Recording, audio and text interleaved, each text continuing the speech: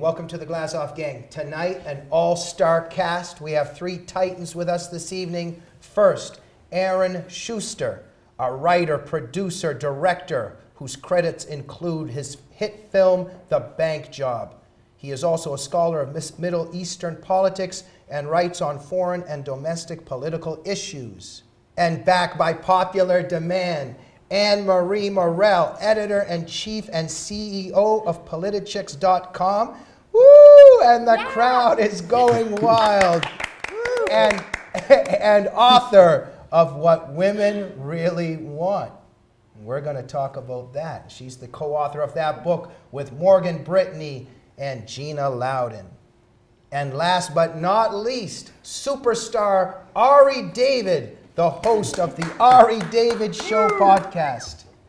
So this is the all-star lineup. Welcome to the Glazov Gang. Good to be here. Thank you. Aaron Shuster, I don't mean to scare you. I didn't tell you about this, but you're a new member of the Glazov Gang. I am. Great to have you here. Thank you. Anne-Marie, Ari David, tell Aaron the rule about the Glazov Gang. No, I promised Dwight Schultz I would never do that again, so can't Ari, do it. do you know it? I'm not good with rules, edicts, ethoses. Okay. Fidelio, isn't that the password? You can check out anytime you like, but you can never Leave. right? I know. Okay? You like that Yeah. rule? Okay, Yeah. and you're okay with that? I'm all right. Okay, what do you think, Anne-Marie? Fidelio. and Ari? I miss Dwight. Yeah, maybe I should, maybe that rule's getting old. Okay, before we go further, Aaron Shuster, tell our audience a little bit about yourself. Well, I'm a filmmaker. I'm a writer, producer, director, and that's pretty well been my life since I was a little boy. I made my first film when I was 10, so I fell in love with the movies at a very young age, and very passionate about that. How is a writer, producer, director living in Los Angeles a conservative? Mm-hmm. Well, you know, probably like most Canadians, I started on the left, but then as I acquired knowledge and understanding of the world, I became moving more to the right, and I discovered Ayn Rand's writings and fell in love with the Fountainhead, and I loved the idea of individualism, and I guess it was an evolution where I became more conservative. And then when 9/11 happened, I realized our civilization was under attack, and began to become more politically motivated in writing about what's going on and expressing my feelings and thoughts towards that. Okay, so a journey from left to right. Yeah. Anne-Marie, am I correct that you also had a journey from left to right? And like Aaron, the 9/11 moment, as well as some of Mark's wisdom, woke you up, right? Yes, that is absolutely true. Even the part about, it's so hard when you've been, I was a Democrat and my husband was always a Republican. It's so difficult to have to say for the rest of my life, yes, you were right, Mark, who's over there. Did you vote for Jimmy Carter? Yes, I did. Okay, well. I did. Okay. Anne-Marie. We forgive you. Anne-Marie, Thank you. tell our viewers about What Women Really Want, your book, which Ari, by the way, is an expert in, I think. Tell us about it.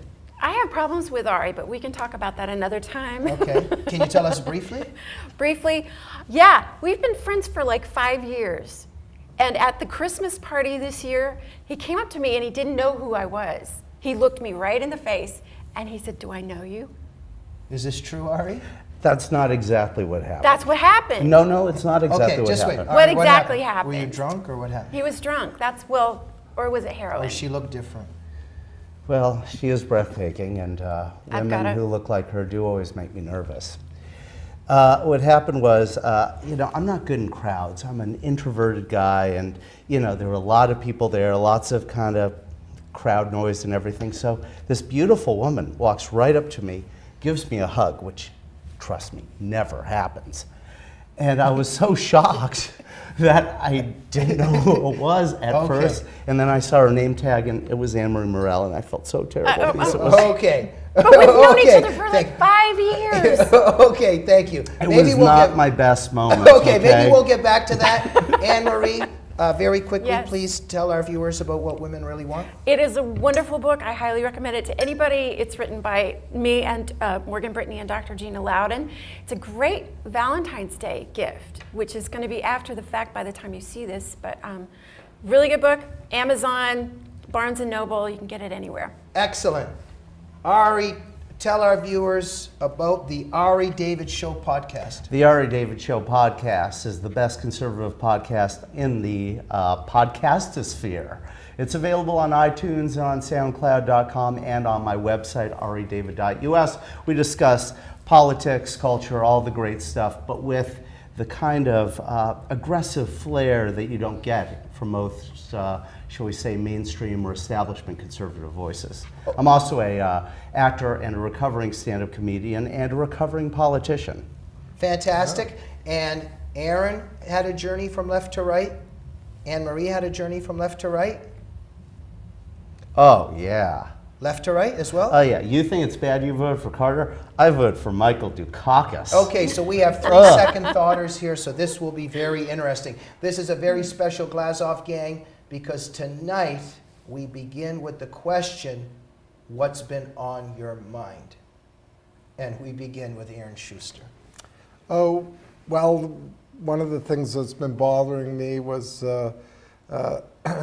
President Obama was interviewed on I think an internet news site called Vox or something, and he was talking about the attack in Paris, and he said that the people that were killed in the kosher deli in Paris were how did he put it, a random bunch of folks, so the next couple of days, the White House has been doing damage control and making it even worse because they will not say that these people were targeted for being Jews, even though the terrorists made a phone call from the kosher deli to some French news organization and said, I'm killing them because they're Jews. That's why he was there.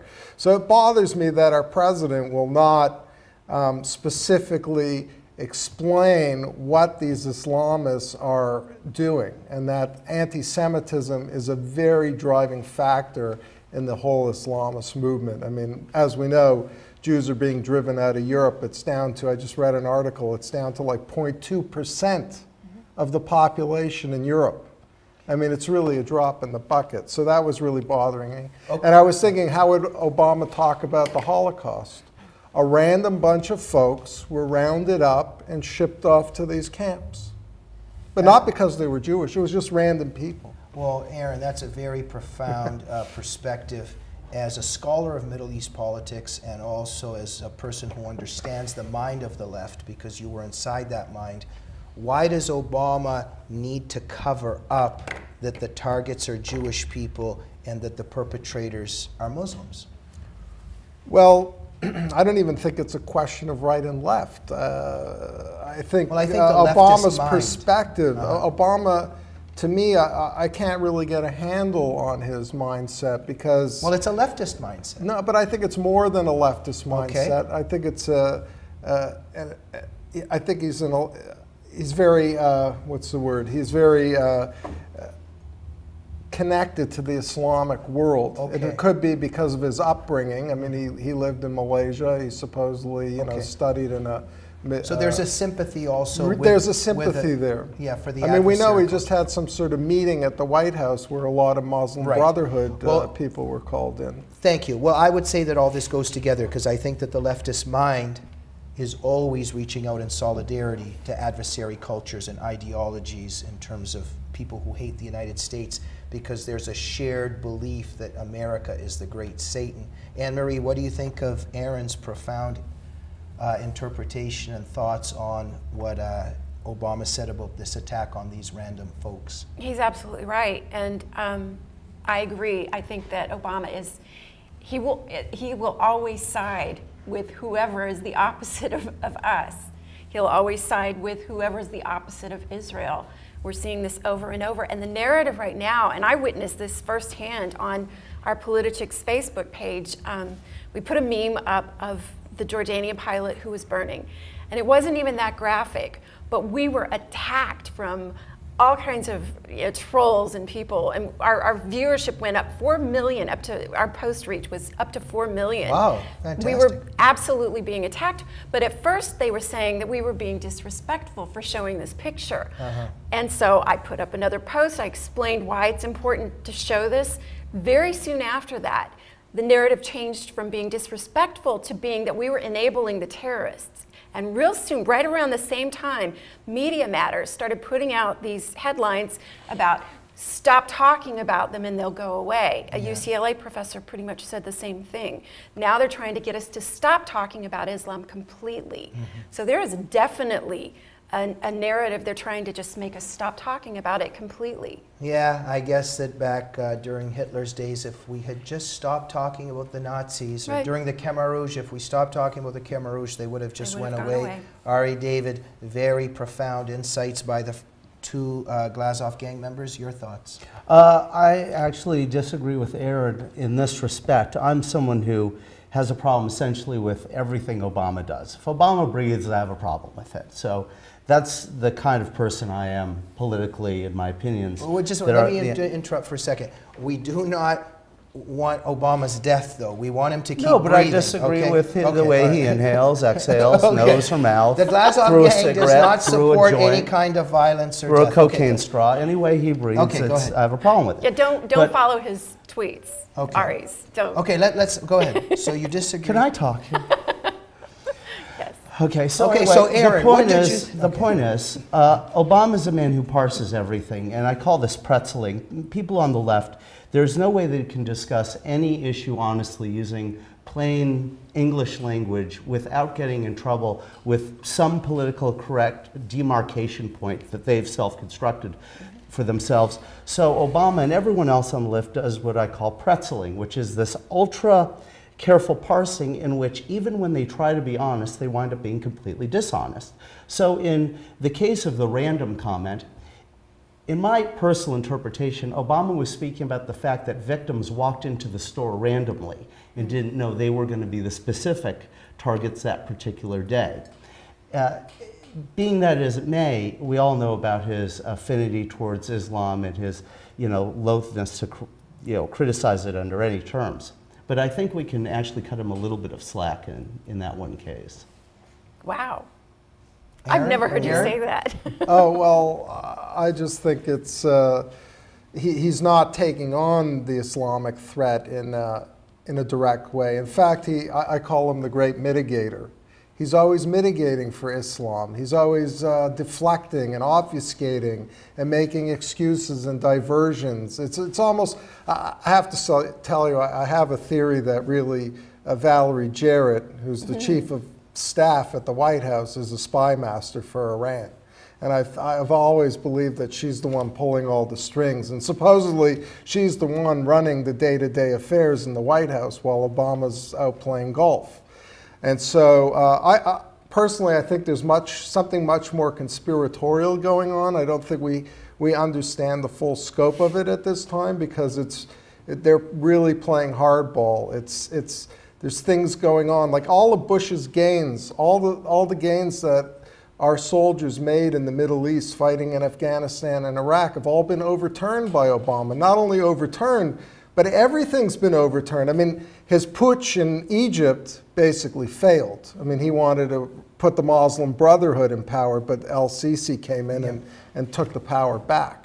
But that went against. Obama still won't even talk to el-Sisi. Well, look, Aaron, excuse me, Ari, I would say that whether we cut slack or not, for some kind of a quick comment, anybody that's conscientious and cares about what's happening to either Christians in the Middle East or to Jews in France would not use the word random without following up exactly what's going on. So I would say that it was conscious, deliberate, and if you're saying give him some slack that maybe he was just improvising, talking, he should have followed it up with a very important statement. Well, you're absolutely right, and when they did the post-gaffe parse yesterday, when the spokespeople from the State Department and the White House spokesman went on air, they reiterated the direction of Obama's comment rather than being against it. So you're absolutely right on that. But when he did that truly idiotic, I call it the Scientology infomercial interview with Vox, you could see there was no teleprompter present. And, you know, Obama is hilarious because whenever he tries to speak from the heart or the mind, since he is such an empty suit and there's nothing there, he invariably says something really stupid. Okay, so I guess we would disagree because I don't think that this is a person that's stupid, because it just, if you're stupid, you know, it's sometimes a mixed bag, but with him it just somehow tends to every time deliberately be you know, hurting the interests of the United States and minimizing what the enemy is doing. But we'll continue this. So there's an argument whether over this is naivete or stupidity or calculated destruction. And I would say it was the latter. Anne-Marie has been very humbly and stoically silent. You can follow up, or what do you think about Obama saying that, hey, there was also the Inquisition and Crusades? What Obama did at that prayer breakfast, he took something as beautiful and loving as Christianity and he put it into a proverbial toilet bowl that is filled with Islamic poop. And he flushed them down together. Okay, this is a family show. He flushed them together as though they were the same thing. That's what he did. Why did he do that? And to me, it was one of the most despicable things he has ever said all time. And I believe thoroughly that when Dr. Ben Carson was talking about him, that's what elevated Dr. Ben Carson to this celebrity status. I think that Barack Obama was sitting there stewing, waiting for his comeback moment, and that was it. And he got them back. He got everybody back. He denigrated Christians. He got us he slugged us all in the face. Aaron, we shouldn't get on our high horse about ISIS or Islamic terrorism because of something that happened 800 years ago. Isn't that a leftist a credo? Who are we to judge? I mean, isn't that? But they're very good at judging themselves. You know, it's very. It was a very bizarre speech, I thought, that he gave. Especially, I'm not as familiar with the whole tradition of the National Prayer Breakfast. But Americans were not, as far as I know, part of the Crusades. And America's a new country, and it doesn't share that. Ago. We were around I know he brought up the Jim Crow laws, but somehow when they talk about slavery, they seem to forget about all the northern states that, I believe, weren't they involved in a civil war that ended slavery? Wasn't there people like Jim Brown who went to Harper's Ferry and who are activists in trying to end slavery? How come they always forget that part of American history and they only concentrate on, you know, the southern states, which their agrarian society depended highly on the slave labor? But they seem to forget, even in the Constitution when it was created, there were, you know, very heated debates about slavery between the northern and southern states and the representatives thereof, but they seem to forget all that. So I don't feel like I think Americans stand in a morally superior position because of their history and what they've done in the world in World War II and World War I, and how they've come to the aid of Vietnam and South Korea when the communists were on the march.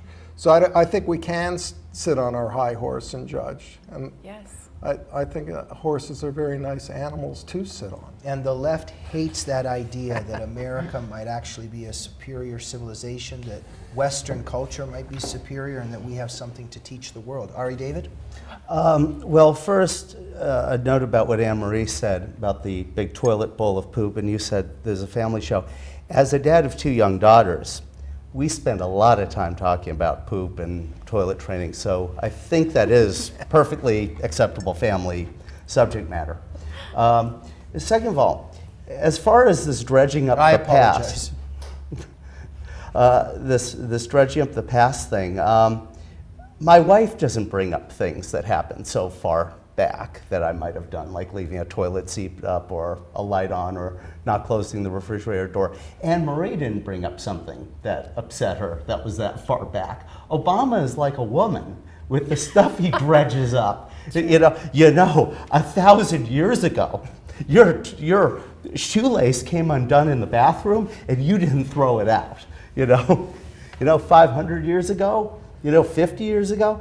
And is Obama acting a little bit like a woman? Well, this is your interpretation. Overly sensitive, petulant, bringing up things that can easily be resolved with a reasonable conversation instead of just emotional, side jabs being shoved in the kidneys from behind. And Anne-Marie, are you a little bit offended by this interpretation? I'm offended by everything that Ari does tonight, but no. Okay. No, not at all. Okay, Glazov gang members. I would just. I want to say. go ahead. I do want to say one thing that why didn't anybody boo when he said that? I mean, these were religious leaders. If I would have been in that audience, I would have been booing him or yelling out something. I kept waiting to hear some sound from someone disagreeing with him, and nothing happened. And you were asking us what was bothering us. That's really what's bothering me. The way good Christians usually are just so darn polite that they think they have to sit there and take it rather than standing up. How about like just standing up and turning their backs on him like the cops did with de Blasio a few weeks ago? How about walking up? How about walking out? How about booing? How about showing some form of, what do they call that in the South? Dissidents? Some sort of righteous disagreement or protesting it in some way, nonviolent protestation. Well, look, Ari, this is the problem. I think, the left, they are experts at culture, political war. Conservatives, they're just too nice. They're afraid to be called names, and they don't know how to fight political war. Aaron, what do you think of that? That conservatives overall have a problem there? Oh, definitely.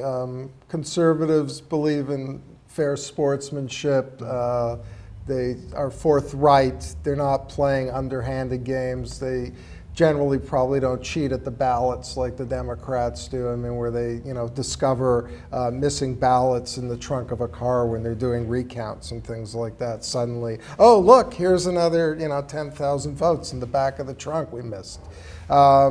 And things like that. So yeah, that's one of the shortfalls of the Republicans and conservatives, is that we tend to be, we play fair ball. We want to win on the issues rather than trying to play, playing with our elbows in the corners. Yeah, and I think conservatives are stuck in the mindset that we all want the same thing and we all want the same result. They just don't understand. The left hates you and they want to destroy this country. Before we move on, I just wanted to say about Obama, just two very quick things with this whole Crusades or Inquisition or these sins that have been committed in the name of Jesus Christ. Number one, are we just supposed to sit back and go, oh, okay, terrorism isn't a problem then. Islamic Jihad isn't a problem. How does that put the problem away? And the left constantly does this. Oh, well, the teachings in the Old Testament, my question afterwards is, so what? The Islamic Jihad is still a problem. And secondly, I would say the crucial thing is, show me Jesus' actions and the verses in the New Testament which vindicated or sanctioned anything bad that was ever done in the name of Christianity, and you won't find that. But if you look at Muhammad's words and actions, you will find that. Was that just a movement or instinctive desire to say something? Oh, I flinched in total agreement with you, because that's like the point of this. When you see one of these atrocities committed in the name of Islam, you of course see the celebrations by the body politic in the streets. Whenever there's an atrocity by Christians, and the left loves to point out to abortion clinic bombings or something like that, Christians are the first people to condemn the murder. Yeah. And that is absolute proof that the problem is the scripture. Yeah. In Islam, and that scripture is not the problem when it comes to Christianity. And this is never brought up. Muhammad's actual example and the verses in the Quran and what the New Testament actually teaches. And this is something that the media ignores. Before we move forward, Anne-Marie, what do you think of how the show's going so far? It's good. Is it going well? Okay. The thing too, though, Islam, the atrocities are happening right this minute, constantly. There's rape jihad happening. There's kidnappings and beheadings almost every single day.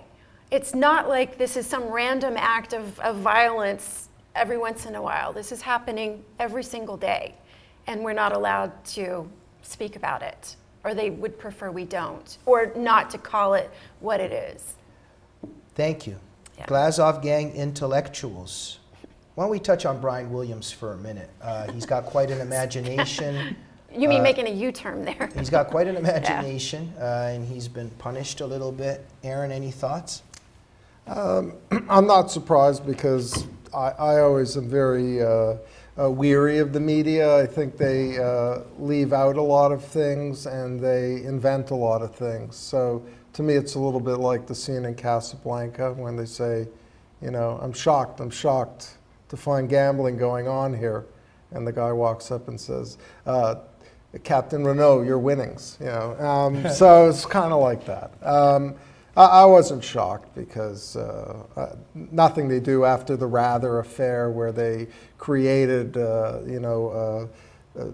letters showing that Bush didn't serve in the National Guard or questioning his Aaron, service. Are you appalled and really want to see this guy punished, or do you think it's not so bad and they're overdoing it? No, I'm appalled. I mean, to me, I want to bring back the HUAC and put them all through the ringer again because I think the recoil after that was that they basically took over academia, they took over the educational system, and they basically control all the levers of power in our society, and they're dictating everything. I mean, they're teaching their version of American history to our children now. Yeah. And so the problem is very deep. I mean, Brian Williams is kind of like a pimple on the acne that's happening across the face of America.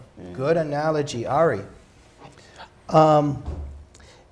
I heard a quote by Brian Williams from 2003 today that was just hilarious. He talked about when he was 14 years old, he promised himself he would read the New York Times front to back every day because facts were what he treasured more than anything.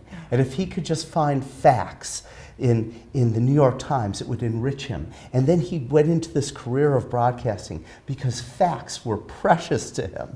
And everything, the way Obama says or make no mistake, Williams in this quote that was maybe 2 minutes long was using fact every other word. And just the irony was so rich and beautiful. Okay, I just want to check something though, because I see so much on Facebook, sometimes I'm not even sure what's true or not true. I saw one cartoon where he said that he had been beheaded by Al-Qaeda. That was satire, or he really said that? No, that was satire. That happened and they sewed his head back. Okay, just wait. And he also said that Frodo had offered him the ring. Is that a satire? I think that part was true. I'm pretty sure. Anne-Marie Williams? I think that probably every so-called journalist in America is sweating right now. Because if they were all vetted, which will never happen, because there's no real journalists other than on our side of the fence that would do it, I think that probably every one of them. I don't trust anyone anymore in journalism. How about me? Except for you. Except for me. Sometimes. And not somebody that doesn't remember you sometimes, but all. he was overwhelmed by being hugged by a beautiful woman. Glazov gang members, let me ask you this. We've got, maybe 2 years, a little less. I think that Obama and his crew are literally sitting around trying to think up of what they can do, what else they can do just to destroy this country and the time they have left. Let's talk about this for a minute. Aaron, who do you think Obama is and what are his intentions? And what do you think about the time remaining? I'm probably going to get taken away at night if I tell you everything, I think. That's kind of scary. I think he has a very strange background for a president. I mean, I don't think there's ever been someone like him to reach high office with a questionable association. I mean, he wouldn't even pass the FBI clearance with his association with Bill Ayers and Jeremy Wright and I forget the name, Frank Marshall, I think, who brought him up in Hawaii. And even his time spent in foreign countries like is it Indonesia or Malaysia? And we don't know so much as well. There's a guy in Las Vegas who attended Columbia University in international relations at the same time. I forget his name. Wayne Allen Root. Wayne Allen Root, who recently went to the class reunion for that year that he was supposedly at Columbia at the same time studying the same course, 150 students. And at the reunion, he asked everyone there, did any of you meet Obama? Nobody had met him in those years at Columbia. Very strange. And so it's 2 years that have not really been explained. Like no woman went out with him in that time. So there's a lot of questionable. His background is a very strange background for a president. I think he was in Pakistan in 1981. Right. We don't know why he was there. It's going to be interesting when he gets out. I wonder if some things will have access to. They froze all his, and you know that he and Michelle Obama both are disbarred attorneys. And we don't know why. Wow, and the media does not investigate this. Ari, what do you think? Too conspiratorial? No, look, what we do know about Obama is he's aiding and abetting the Republic of Iran to acquire a nuclear weapon. Only someone interested in the ultimate destruction of not only the United States and Israel, but the entire Western world would even consider such a path of action. So we don't need to bandy about this piece of evidence or that piece of evidence to try to fit together the jigsaw puzzle pieces about what Obama's intentions are. His actions clearly reveal them, because no pro-American president would ever do that. And no pro-American president would ever take, at the National Prayer Breakfast, take that opportunity to, say what he said recently. It's just crazy. Anne-Marie, what do you think? Well, right, no Christian man would ever say anything like what he said. But yeah, ours. Who is this guy? What are they planning? What are they devising with the time left? They're going to do a lot of damage? I think Iran just wants to use nuclear capacity for electricity. I'm pretty sure that's why. I mean, they have to feed their children and they have to have lights in their house. And they don't have any oil. Yeah, they don't have oil lamps and oil. Yeah. No. Very quickly, on Obama. Your thoughts on Obama? I think the joke ultimately on Iran is that nuclear power is basically created by Jews. So, I mean, I think they should shut it down just on that basis alone. I mean, it's based on Einstein's theory of relativity and Oppenheimer's work, and you Iranians should take note. It's a Jewish invention. Well, look, in terms of the betrayal of Israel, Jimmy Carter was engaged in that, but I think Obama's much worse. Yeah. We have a very few minutes left, maybe even into the seconds. Last statement from each of you. When you go to bed recently, what are your thoughts before you go to sleep in terms of your concern for America and the West? Aaron? Well, I think, and I hope and pray that the next president's going to be a Republican. But I hope that that person has the will and the power to reverse a lot of the damage that's been done over the last, well, it'll have been 8 years by then. Can they quickly make a U-turn on Iran? I mean, I think Obama's going to sign some sort of treaty in the next year or so. I mean, that's what they're working towards. And just reverse course and turn the ship around and get America back on its right footing. My fear is that some realms, some of the realms, like the infiltration. Huh? I said right footing, no pun intended. Okay. Yeah. My fear is that some of the developments, such as the infiltration of the Muslim Brotherhood into the administration, into our government, the taking out of references to Islam and jihad in our FBI training manuals, a lot of this stuff, unfortunately, is irreversible. And I think that's a tragedy. But hey, we fight and we continue to fight. Ari? Well, what I try to stay with as a thought every night is a belief in God. And it's important. So often we say, is God on our side? And I think what's more important is something Ronald Reagan said, which is, let's make sure we're on God's side. As a Jew, I've seen Jewish history, and in Jewish history, God has always saved us, as long as we've believed and kept our faith strong. And America will survive too, as long as we keep our faith strong and keep the eye on the ball and realize, look, it's all going to be okay as long as we do what we need to do as individuals each and every day and keep our faith.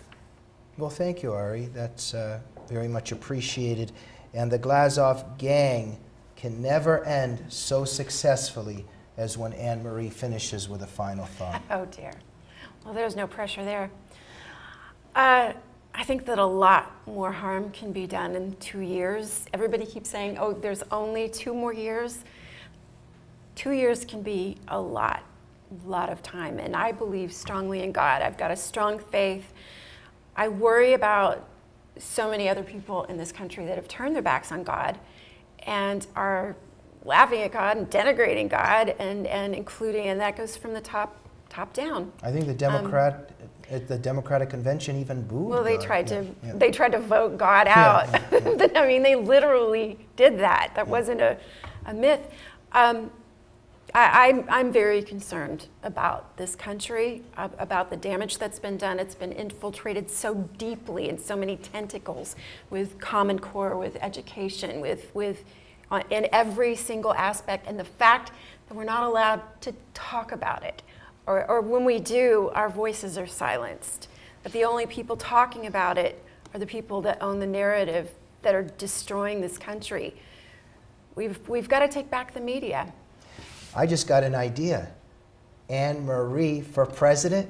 Aaron or Ari, what do you think? Yeah. I back her. Okay. Oh, yeah. Aaron Schuster.